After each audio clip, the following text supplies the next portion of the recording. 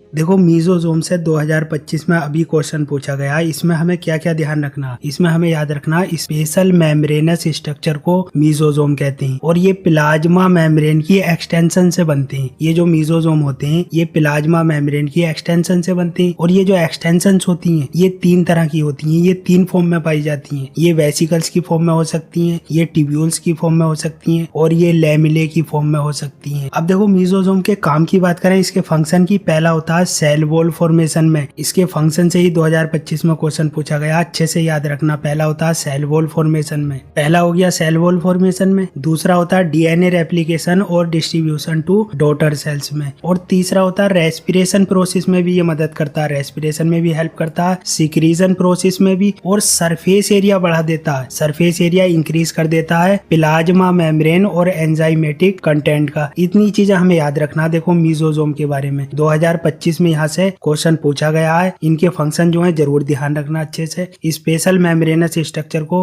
Mesosome कहते हैं और ये प्लाज्मा मेम्ब्रेन की एक्सटेंशन से बनते हैं। और ये जो एक्सटेंशन होती हैं ये 3 तरह की होती हैं, 3 फॉर्म में ये पाई जाती हैं। ये वेसिकल्स की फॉर्म में, ट्यूब्यूल्स की या फिर लैमिले की फॉर्म में। और इसके फंक्शन जो होते हैं, पहला होता है सेल वॉल फॉर्मेशन में, दूसरा DNA replication distribution to daughter cells में, रेस्पिरेशन में भी मदद करता है, सिक्रीजन प्रोसेस में भी, और सरफेस एरिया बढ़ा देता है प्लाज्मा मेम्ब्रेन और एंजाइमेटिक कंटेंट का।